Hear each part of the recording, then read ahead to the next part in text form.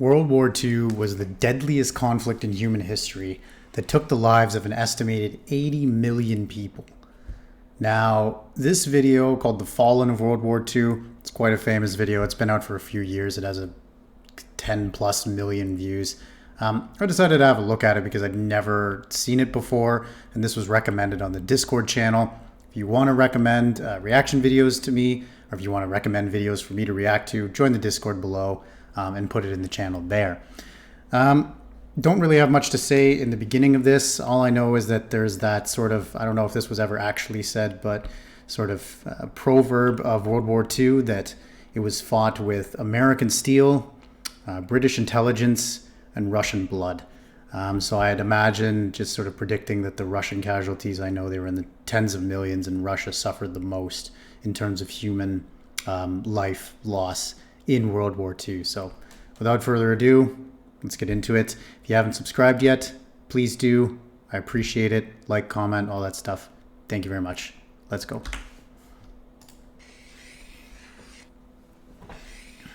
The average lifespan of an American is 80 years. And an 80-year-old today was 10 when World War II ended, 4 when it began. A soldier who saw battle would have to be in his late 80s, at least today. Generals, political... So this was 7 years ago, right? Sitting here recording this 2022, and a lot of the World War II veterans, unfortunately, they're not around anymore. The last World War I veteran died a few years ago. I believe he was something like 107 years old. I think he was an American. And so it's important that if you have a grandparent or anything to be able to talk to them about this time. I was able to talk to my grandfather before he passed away. And he did helicopter maintenance in Burma during, well, now what it was called at the time was Burma in World War II. So it was cool to be able to hear his stories while he was still alive, and I can pass those on. And now I'm passing it on to thousands of people on the internet. So kind of cool. Political leaders, the decision makers of the war, few are still with us. And over the past few decades, we've seen authors and filmmakers rush to capture stories from survivors before this connection of memory is lost. Yep.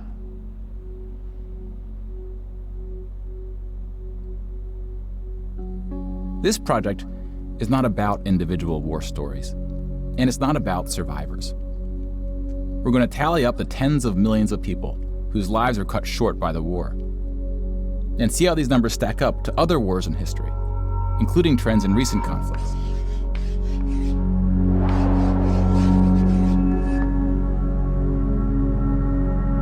We'll be counting soldiers and civilians separately. Okay, good.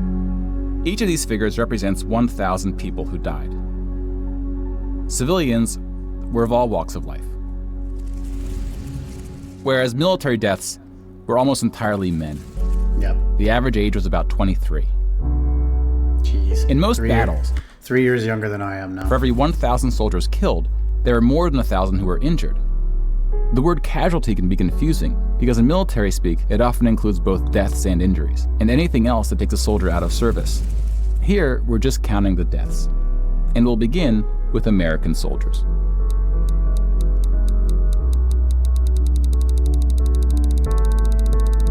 Wow. Over 400,000 died.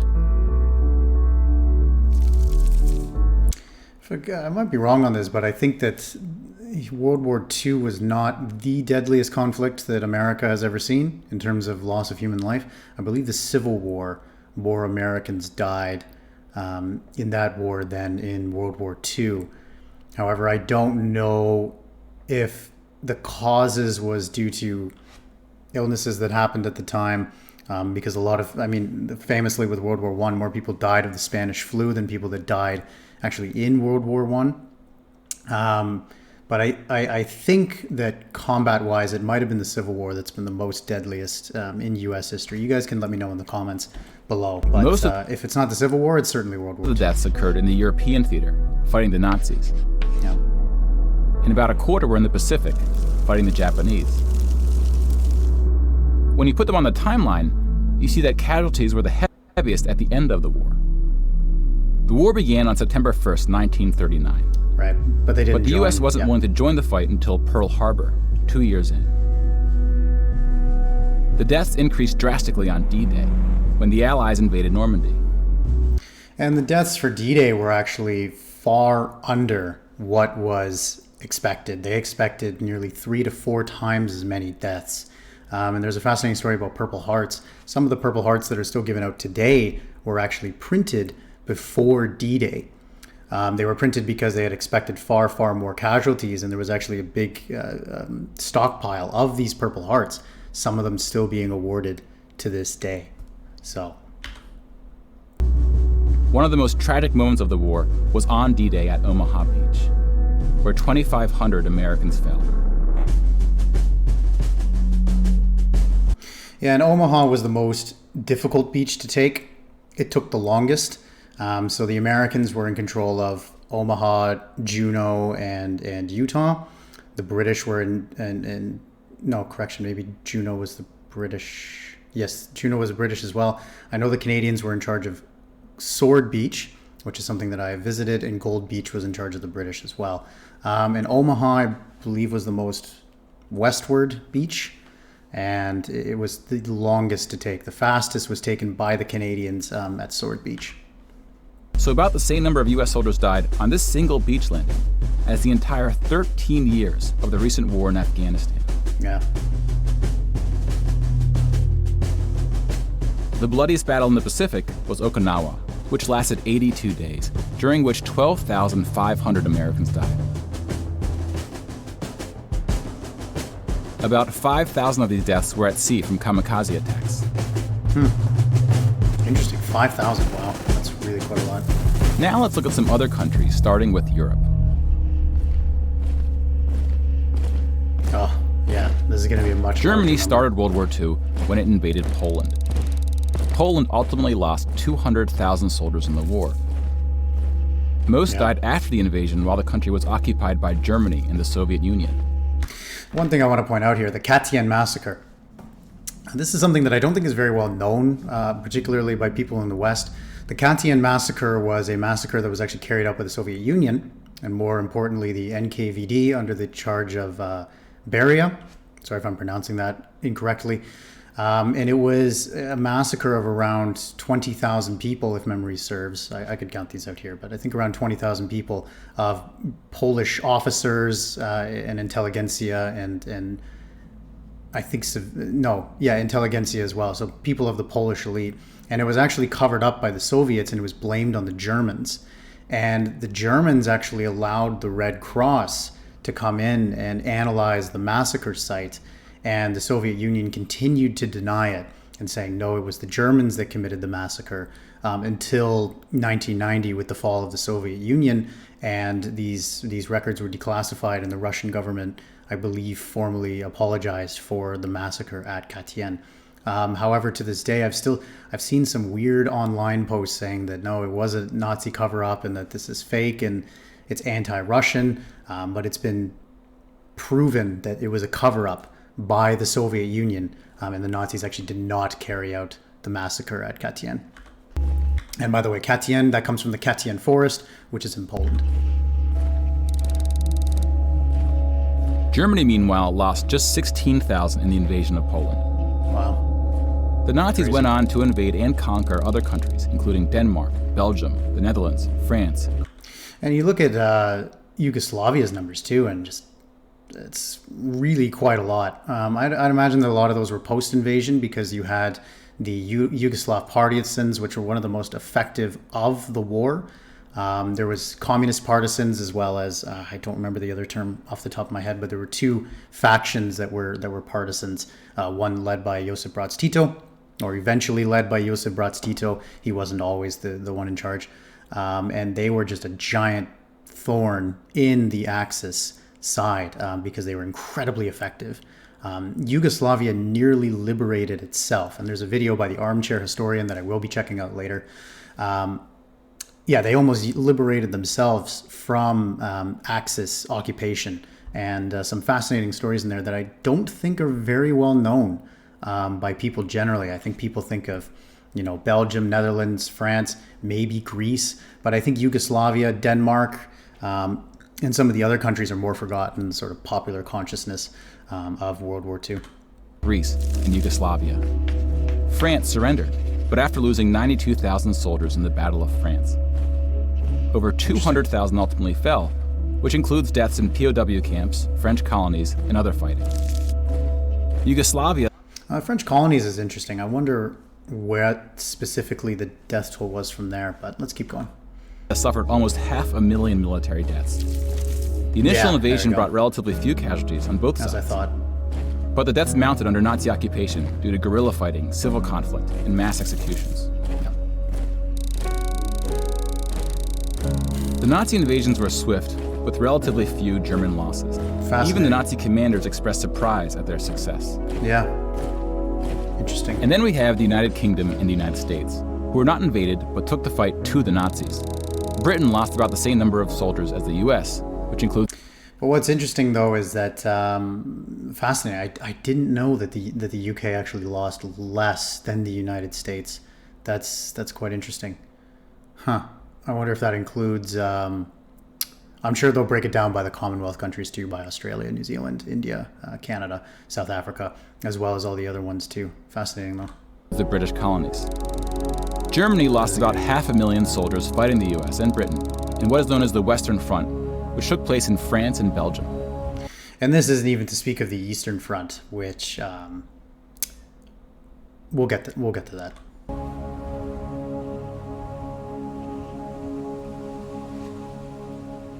Yeah. But most Nazi soldiers died in the Eastern Front. Yes. Germany's unsuccessful invasion of the Soviet Union. Something like numbers 90% are staggering. Yep. The most famous battle of the Eastern Front, and perhaps the turning point of the European war, was Stalingrad. The German Sixth Army successfully took Stalingrad, but then got surrounded by the Soviets and cut off from food and ammunition. 500,000 Nazis would ultimately die in Stalingrad. Another 100,000 were taken prisoner, of which 6,000 would ever return. You got to think of that, 6,000 of 100,000 prisoners. Mortality rate of 96%, or correction, 94%. POWs had a low survival rate throughout World War II, and it was particularly grim in the East. When you include these POWs, roughly the same number of Germans died in Stalingrad as all the Western Front fighting against France, the UK, and the US. Wow. And there's a few TV shows that I've seen where that take place during World War II, and some of the Nazis were not begging, but are very, very much want to be posted to the Western Front rather than the Eastern Front, which was really a meat grinder on both sides of human life. And though Stalingrad was a victory for the Soviets, they suffered almost twice as many losses as Germany.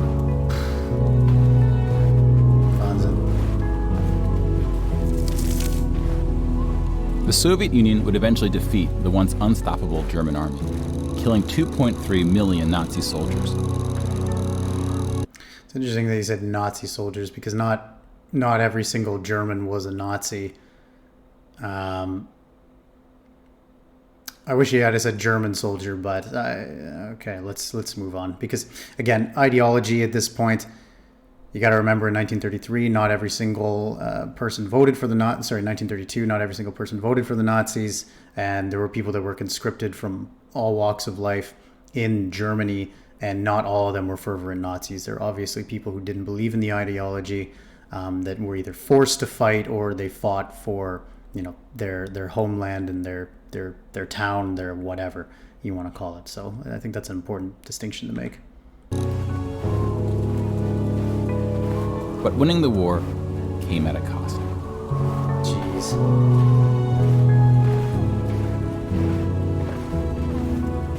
Wow.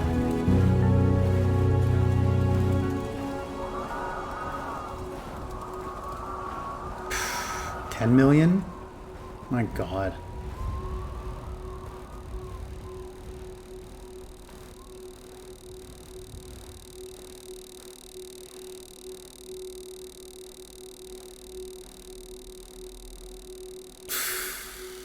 Jesus.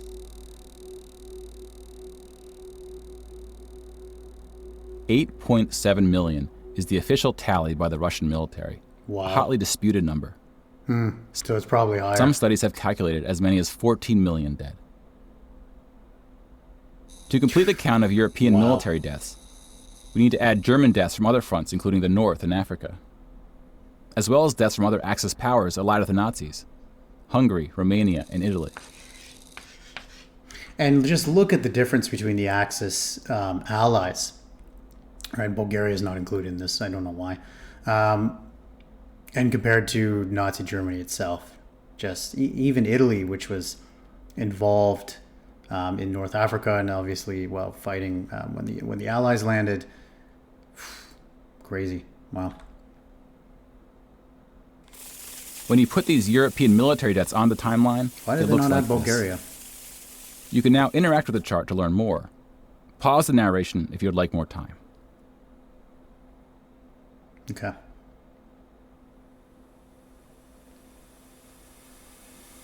And now we switch to civilian deaths in Europe.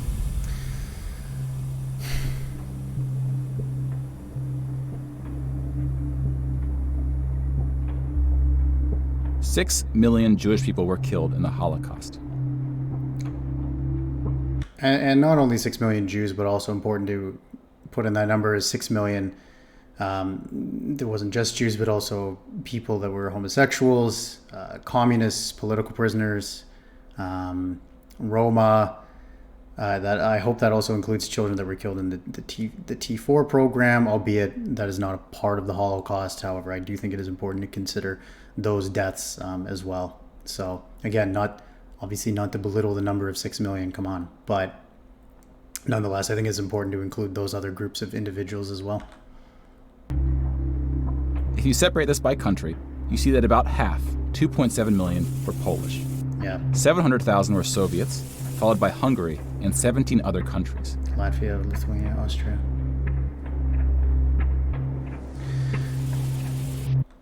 Broken down another way, about half of the 6 million were killed in the concentration camps.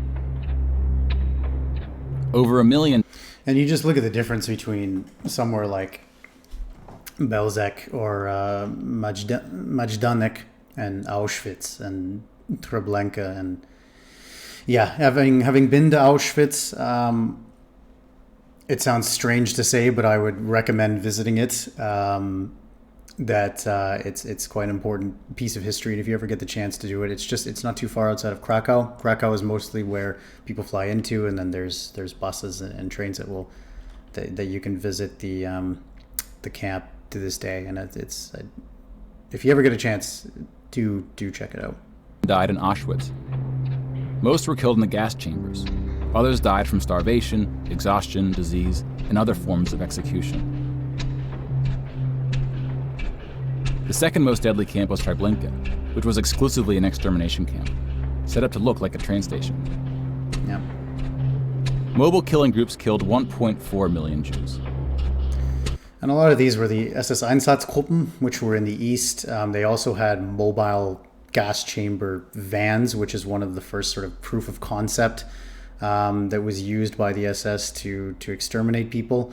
And these groups were just brutal, absolutely brutal. They would go into towns and they would massacre the civilian population, pick out any of the Jewish population, of course, and then leave. There's a film, God, I can't remember what it's called off the top of my head, but it's a Belarusian film.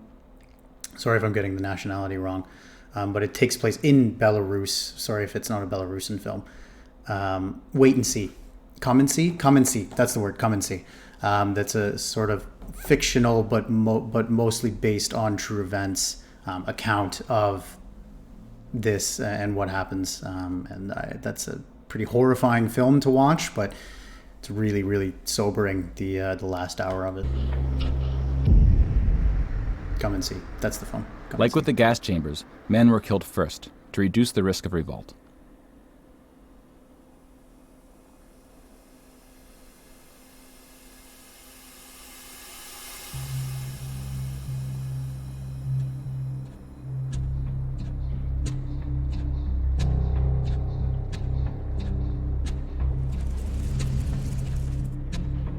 The Holocaust also includes non-Jewish deaths. Between 130,000 to 500,000 Roma then called gypsies, were killed. The numbers are disputed. Okay, so then yeah, to be clear that that they're separated in this then. About 250,000 people with disabilities were killed. Homosexuals, Catholics, and other groups were also exterminated, but their numbers were relatively small. Some historians say that other civilian deaths should go under the label of Holocaust. About 2 million non-Jewish Poles were killed under German occupation, some of which were sent to the gas chambers at Auschwitz. When you combine civilian and military deaths, over 16% of the total Polish population died in World War II, which is the highest percentage of any country. But not the highest in total death count. The Soviet Union again tops that list, losing at least as many civilians as it did soldiers, somewhere between 10 and 20 million. A particularly dark moment for the Soviet Union was the siege of Leningrad, now St. Petersburg. German forces surrounded Leningrad before civilians could be evacuated. Supplies, including food, were cut off for 2.5 years. 1.5 million people died as a result, mostly from starvation, mostly civilians. Stalin's cruelty towards his own people is partly responsible for these numbers.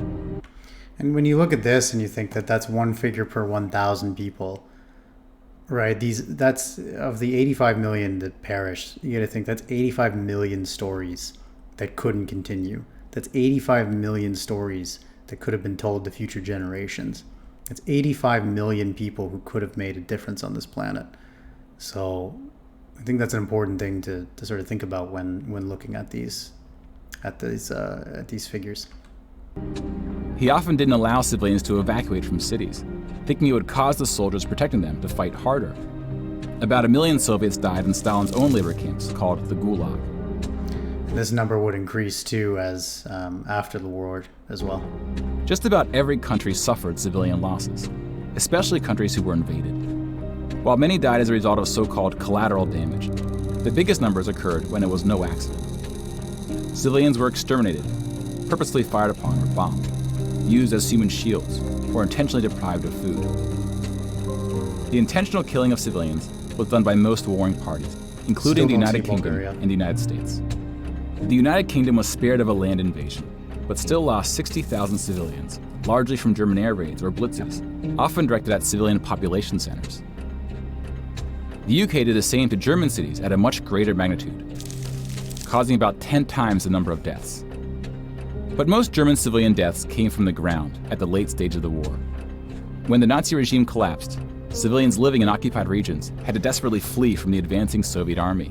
And not only that, too, Germans that were living in sort of the so-called ethnic German lands that were taken, for example, the Sudetenland, people that were living near Danzig and sort of the eastern parts of Germany and the western parts of Poland, they were also expelled out of their countries as well. Even the people in the Sudetenland that were ethnically German, they were expelled as well. And I wonder if this is included in these figures.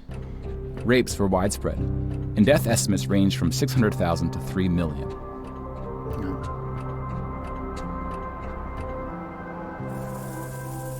Let's step back and see where we are with the totals.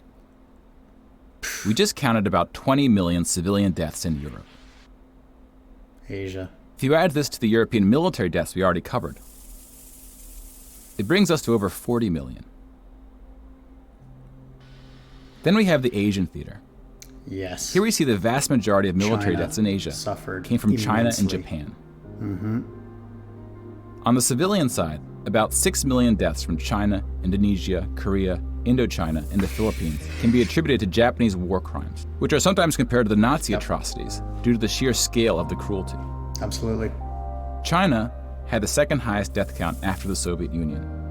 And like the Soviets, the Chinese government demonstrated a stunning willingness to sacrifice its own people. Chinese nationalists opened the dike at the Yellow River, hoping the flood would halt the Japanese advance. 500,000 Chinese civilians or more were killed, which is 2 or 3 times the number who died in all countries in the 2004 Asian tsunamis. Wow. But the invasion of China only cost Japan 200,000 soldiers. Most were killed fighting the US and allies in the Pacific War. You have to think too, the Chinese war with Japan started in 1937. So quite a few years before the Pacific Theater was really opened against the United States. So to look at how much the United States killed compared to how many people were lost in the Pacific Theater compared to how many people were lost in China, if you consider the time span, it's really quite interesting. A significant portion of Japanese civilian deaths were caused by American firebombing and the 2 nuclear attacks. Contrary to official U.S. statements, these airstrikes were directed at civilian populations, not military targets. Yeah. When you and I've talked about firebombing before, but it was just absolutely brutal on the civilian population. It's just absolutely brutal. add all the deaths outside of Europe, it brings us to a grand total of 70 million for the war, give or take depending on who's counting and what civilian deaths get included. Yeah. So the figure that I had heard was more people million. died in World War II than in any other war in history. For comparison, here are 20 or so of the very worst wars and atrocities we have on record. Some of these... Crazy that Mao, look at that, 40 million. Stalin, 20 million. When you combine the two together, 60 million deaths in 2 countries from 2 dictatorships. These are more of atrocities than wars, but we've seen how that distinction can get blurry. Some of these spanned across centuries. World War II had the highest body count, and it all happened in just 6 years. The world's population has grown significantly since the earliest atrocities on this list. If you want to compare them in terms of what percentage of the world died, we can adjust the chart to look like this. This rough approximation tells us there may have been more devastating wars before World War II, proportionally speaking. Which one was that? That war, the second one? That the Mongol conquest? I want to go back a little bit, sorry. 1415. So that was An Lushan Revolt and the Mongol conquest. Wow. An Lushan Revolt. Interesting. I'll have to read more about that. I'm not too familiar with that.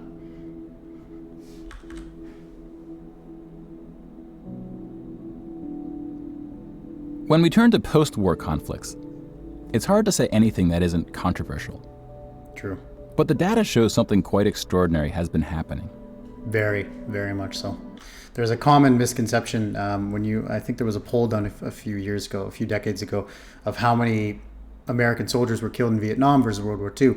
And I think a majority of the respondents thought more American soldiers were killed in Vietnam than were killed in World War II, albeit when you look at the numbers, I believe around 50,000 U.S. soldiers were lost, which is, again, 50,000 too many compared to the 400,000 that we saw here with World War II, which, again, is 400,000 too many.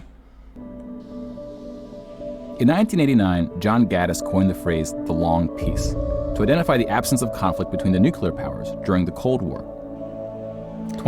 But as we saw with our oversimplified Cold War video, go check that out if you haven't seen it. Yeah, it wasn't quite a long peace, so to say. 5 years later, the Cold War is over, and the term is still being used, although its meaning may have shifted. Yep. European countries have not fought each other, except for this 10-day war in 1956 when the Soviet Union invaded Hungary. Until 2022. When we look at European wars before World War II, it looks like this. They tend to be more frequent as you go back, though smaller in scale. And the largest 44 economies of the world have not battled each other since World War II. Rich countries have until 2022. I don't know if Ukraine is in the top 44, but fought poorer countries, like the US versus Iraq. But rich countries have not fought other rich countries. Such a period of peace between the so-called great powers hasn't been seen since the Roman Empire. To many, peace is too strong of a word. Wars have occurred since World War II, and they can be grouped into these 4 categories. We don't see colonial wars anymore. We've already noted that interstate wars between rich countries have not occurred at all, and here we see wars involving smaller economies have tapered off. That leaves civil wars of 2 types, with and without foreign intervention. And this is what these battle deaths look like alongside of World War II. More people died fighting in World War II than in all the wars since. And you can look at too that arguably the world is getting better. And I wonder, again, we also have the Russian crisis, which is happening right now, the Russian-Ukrainian war. And so I wonder what this will be looking like in the 2020s, 2030s, 2040s. I did a video on wars of 2020s and of the 2030s, the reaction to that. Go check that out. And but hopefully, I think if the data continues to go down, then... And again, we can't forget about world population, which has almost tripled since World War II. If we scale these numbers to show deaths in proportion to world population, showing the likelihood that a person on Earth dies in battle, the downward trend becomes even more pronounced. Yep. Now, this isn't to infer anything about why this trend is occurring. That's a discussion for another day. You can now interact with this chart to explore what conflicts are behind the totals, counting the people who didn't die. Peace is a difficult thing to measure. It's a bit like counting the people who didn't die in wars that never happened. Interesting. We give such importance to the word peace, but we don't tend to notice it when it occurs or report on it. Sometimes it takes reminding ourselves of how terrible war once was to see the peace that has been growing around us. Good point. Of course, this trend may not continue, and it's not clear how looking at these charts can help us make the right decisions to ensure that it does. But the longer the long peace grows, the more significant it becomes. So if watching the news doesn't make us feel hopeful about where things are heading, watching the numbers might.